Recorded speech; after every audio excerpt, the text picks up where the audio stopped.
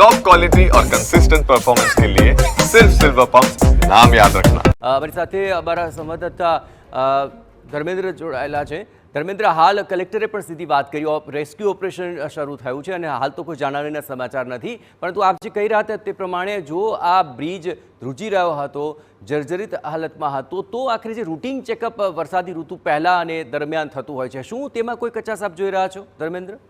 જયેશ, હવે તંત્રના જ કોઈ પણ અધિકારી હશે કે મંત્રી હશે તે માત્ર તપાસની વાતો કરવાની વાત કરશે, જુદા જુદા પ્રકારની માહિતી આપશે, પરંતુ સત્ય હકીકત તો એ છે કે માર્ગ મકાન વિભાગ સ્ટેટની ગંભીર બેદરકારી માની શકાય।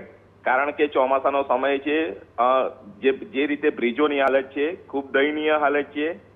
મહત્વની બાબત એ છે કે જે ઘટના બની છે તેની અંદર જે વાહનો પડ્યા છે, મોટા પ્રમાણમાં જે લોકોને છે જાનહાનિ કે ઈજા થવાના સમાચાર અત્યારે પ્રાપ્ત થઈ રહ્યા છે। કારણ કે નદીનો જે પટ છે ખૂબ ઊંડો છે, ખંભાતના અખાતનું જે પાણી બેક મારતું હોય છે તે ગંભીરા સુધી પ્રવેશતું હોય છે, એટલે કાદવ કિચડ વાળો પણ આ જગ્યા છે।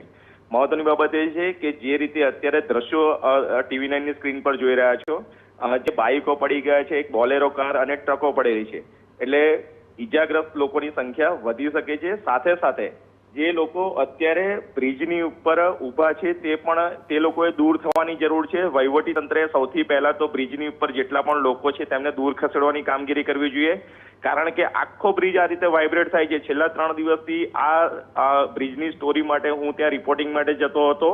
બ્રિજની કયા પ્રકારની સ્થિતિ હતી, બ્રિજ કયા રીતે વાઇબ્રેટ થતો હતો તે ખૂબ ડરાવનો હતો। તેના વિઝ્યુઅલ પણ થોડા સમયમાં જ આપણે TV9 પર બતાવીશું કે 3 દિવસ પહેલાની ગંભીરા બ્રિજની ઉપરની શું સ્થિતિ હતી। એટલે હવે વહીવટી તંત્ર દ્વારા દાવાઓ કરવામાં આવશે, તપાસના કાગળો ઘોડાઓ દોડાવવામાં આવશે।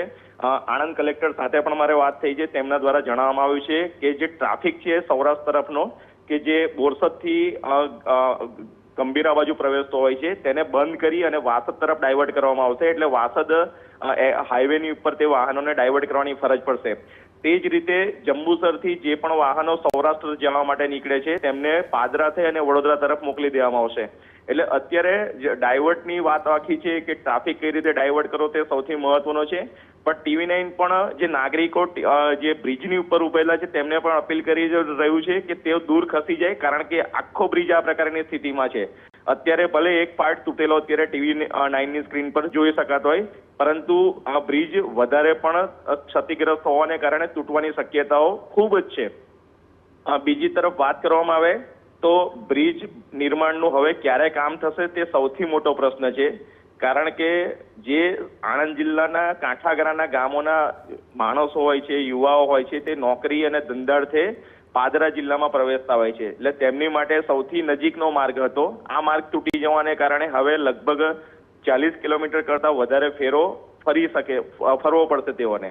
એટલે જે પણ સ્થિતિ અત્યારની છે, આણંદ જિલ્લા કલેક્ટર, વડોદરા જિલ્લા કલેક્ટર અત્યારે કામે લાગે છે, બોરસદ SDM પણ અત્યારે ઘટના સ્થળે પહોંચ્યા છે કે જે બ્રિજ છે તે વડોદરા જિલ્લાની હદનો બતાવવામાં આવી રહ્યો છે, એટલે વડોદરા જિલ્લાના વહીવટીતંત્રની કામગીરી વધી જશે। પરંતુ સ્ટેટ હાઈવેની કામગીરીની ઉપર પ્રશ્નો ઉપસ્થિત થઈ રહ્યા છે, કારણ કે જે રીતે બ્રિજની હાલત હતી, બ્રિજનું રિપેરિંગ કામ અથવા બ્રિજ બંધ કરવો પડે તે પ્રકારની સ્થિતિ હતી ને છતાં પણ આ પ્રકારનો ટ્રાફિક રહ્યો। જે સૌથી ગંભીર બાબત એ છે કે થોડા વર્ષો પહેલા બોરસદના નાગરિકો દ્વારા એક આંદોલન કરવામાં આવ્યું હતું। આંદોલન એ માટે કરવામાં આવ્યું હતું કે મોટા પ્રમાણમાં જે વાહનો, હેવી વાહનો પસાર થઈ રહ્યા છે તેના કારણે રોડ રસ્તાઓ તૂટી રહ્યા છે, પરંતુ જે તે સમયે વહીવટીતંત્ર દ્વારા કોઈ જ પ્રકારની કાર્યવાહી કરવામાં ન આવી હતી।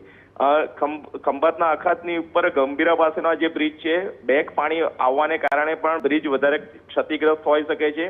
એટલે હવે વહીવટીતંત્ર કામે તો લાગશે, પરંતુ કેટલા લોકો ઈજાગ્રસ્ત થયા છે, કેટલા લોકોના મૃત્યુ થયા છે તે ટૂંક સમયમાં જાણવા મળી શકે છે। જયેશ, બિલકુલ ધર્મેન્દ્ર, જ્યારે મોરબીની હોનારત થઈ હતી ત્યારબાદ આપને ખ્યાલ હશે આખા ગુજરાતભરના તમામ બ્રિજોનું ચેકિંગ હાથ ધરાયું હતું, અને ત્યાં જ્યાં પણ ક્ષતિ જણાઈ હતી તો ત્યાં પણ સમારકામની વ્યવસ્થાઓ શરૂ કરાઈ હતી, પરંતુ હવે આ બ્રિજ ધરાશયી થયો છે ત્યારે આ પ્રકારના જેટલા પણ બ્રિજ છે તેને લઈને તો કાર્યવાહી કરાશે, પણ સૌથી મોટો સવાલ એ ઉઠી રહ્યો છે ધર્મેન્દ્ર કે આ બ્રિજની અંદર જો કોઈ ક્ષતિ જણાઈ રહી હતી, કોઈનું ધ્યાન દોરવામાં આવી રહ્યું હતું, તો આખરે શા માટે ત્વરિત કામગીરી ન કરાય? કારણ કે વર્ષા ઋતુમાં તો સામાન્યતઃ આવા જેટલા પણ જર્જરિત બ્રિજ કે રસ્તાઓ હોય છે તેને લઈને એક પ્રોસેસ હાથ ધરાતી હોય છે, મતલબ કે આમાં ઢાંક પીછોડો થયો। જયેશ, 100%ની વાત છે, કારણ કે વહીવટી તંત્રની જ બેદરકારી માની શકાય. 3 દિવસ પહેલા મુખ્યમંત્રી દ્વારા આદેશ કરવામાં આવે છે કે સ્ટેટના જેટલા પણ હાઈવે જર્જરિત થયા છે તે રિપેરિંગ કામ કરવામાં આવે. એટલે રાજ્યનું જે માર્ગ મકાન ખાતું હતું તે રોડ પર તો ઉતરી ગયું, પરંતુ કઈ જગ્યાએ? તો માત્ર જે જગ્યાએ સિટીને જોડતા રસ્તા હતા અથવા જે જગ્યાએ વધારે કમ્પ્લેનો આવતી હતી તે માત્ર વેટ મિક્સ નાખીને સોલ્વ કરવાની જ આખી વાત હતી. નક્કર કામગીરી કોઈ કરવામાં આવતી જ નથી અને તેનું આ ઉત્તમ ઉદાહરણ જોવા મળી રહ્યું છે. કારણ કે જે બ્રિજો છે તેની હાલત દયનીય છે અને આ બ્રિજ જે પ્રકારે તૂટી પડ્યો છે, વહેલી સવારની આ ઘટના છે આજની. જે રીતે ઘટના બની છે તો હવે વહીવટી તંત્ર દ્વારા જુદા જુદા દાવાઓ, તપાસો બધું જ કરવામાં આવશે. પરંતુ સૌથી ગંભીર પ્રશ્ન હવે ઉપસ્થિત એ થશે કે કેટલા વર્ષો પછી આ બ્રિજ બનશે. જયેશ, બિલકુલ. ખાસ કરીને સૌથી ગંભીર દ્રશ્યો સામે આવી રહ્યા છે ધર્મેન્દ્ર, કે આ બ્રિજ તૂટ્યા પછી અનેક લોકો આ બ્રિજ ઉપર જોવા મળી રહ્યા છે. ભીડ એકત્ર થઈ ગઈ છે આખી દુર્ઘટના બાદ અને આખરે એક તરફ જ્યાં બ્રિજ વચ્ચેથી જ ધરાશય થયો છે તો સ્વાભાવિક છે કે તેનો જે મોટા ભાગનો જે સપોર્ટ હતો તે ચોક્કસપણે નબળો પડ્યો હોઈ શકે અને એવા તબક્કે આટલી પ્રમાણમાં ભીડ ત્યાં હોવી તે પણ એક ગંભીર બાબત જણાઈ રહી છે. હવે ત્યાં રેસ્ક્યુ ઓપરેશન માટે તો ટીમ હાજર છે, એમ્બ્યુલન્સ પણ હાજર છે અને તંત્રના અધિકારીઓ પણ ત્યાં હશે. ભીડને એકત્રિત કરવા માટે કોઈ કામગીરી થઈ રહી છે કે કેમ?